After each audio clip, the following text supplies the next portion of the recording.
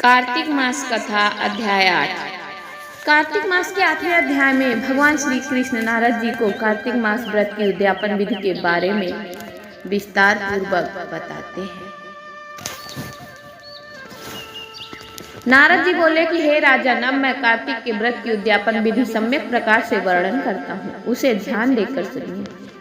व्रती को चाहिए कार्तिक मास में शुक्ल पक्ष की चतुर्दशी को व्रत के संपूर्ण फल प्राप्त्यार्थ और विष्णु भगवान की प्रसन्नता के लिए उद्यापन करे।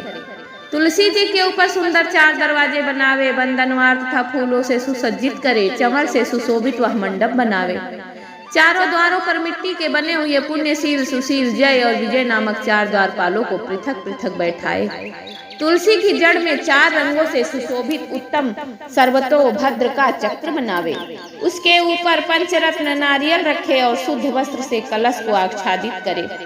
उस कलश के ऊपर शंख, चक्र, गदा, पद्म और पीताम्बर धारी लक्ष्मी युक्त विष्णु भगवान का पूजन करे। कार्तिक मास का व्रती इंद्रादि लोकपालों का पूजन मंडप में करे। द्वादशी को विष्णु भगवान जागे थे। त्रयोदशी को देवताओं ने विष्णु भगवान का दर्शन किया था। चतुर्दशी तिथि को देवताओं ने उनका पूजन किया था। इसलिए भगवान की उद्यापन पूजा चतुर्दशी तिथि को शांत मन से की जाती है।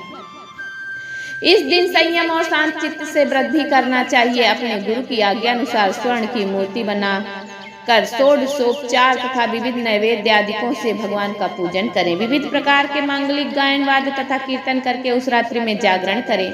जो प्राणी श्रद्धा पूर्वक भगवान का कीर्तन करते हैं, उन लोगों के सत जन्म के एकत्रित किए हुए पाप भी नष्ट हो जाते हैं। जो लोग जागरण करके प्रेम पूर्वक भगवान का कीर्तन तथा नृत्य करते हैं, उनको 1 सहस्त्र गोदान का फल प्राप्त होता है। जो प्राणी भगवान के सम्मुख नृत्य गान पूर्वक कौतुक करते हैं, उनके अनेक जन्मार्जित पातक तुरंत नष्ट हो जाते हैं। जो भी प्राणी विष्णु भगवान के सम्मुख नृत्य गीत आदि कौतुक करता हुआ जागरण करता है तथा उनके चरित्र का पाठ करके विष्णु भक्तों को प्रसन्न करता है, व्यर्थ की बातों का त्याग कर मुख से बांसुरी आदि बाजा बजाता है, इन भक्ति भावनाओं से युक्त जो मनुष्य रात्रि भर जागरण करता है, उसे करोड़ों तीर्थों के करने के समान पुण्य प्राप्त होता है। तदनंतर पूर्णमासी को स्त्री सहित श्रेष्ठ 30 ब्राह्मणों को या केवल एक ही श्रेष्ठ ब्राह्मण को सपत्नीक सामर्थ्य के अनुसार पायसान्न भोजन करावे, क्योंकि इसी दिन विष्णु भगवान ने भक्तों को वरदान दिया था और मत्स्य रूप धारण किया था। अतः इस तिथि को दान, हवन, जप आदि जो कुछ भी विष्णु भगवान के निमित्त होता है, वह अक्षय फल को देने वाला होता है। इस कारण व्रती उक्त 1 या 30 ब्राह्मणों को पायसान्न भोजन करावे।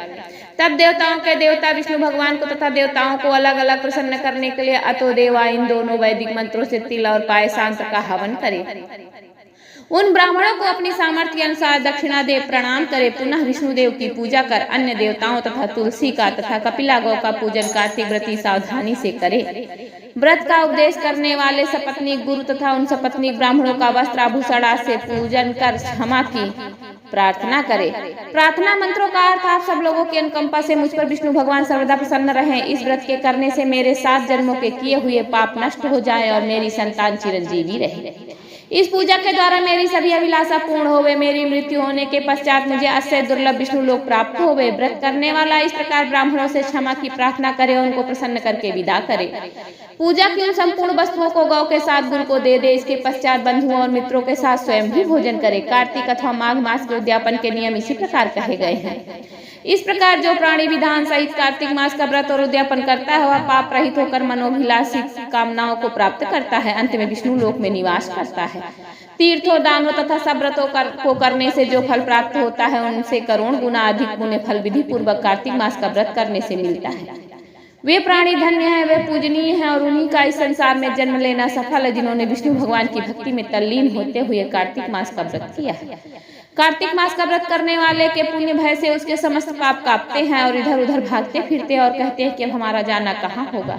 इस कार्तिक मास के व्रत के विधान को जो भक्ति पूर्वक सुनता है या वैष्णव के सम्मुख सुनाता है, ये दोनों इस व्रत द्वारा इस व्रत से प्राप्त होने वाले पाप नाशक सभी फल को प्राप्त करते हैं।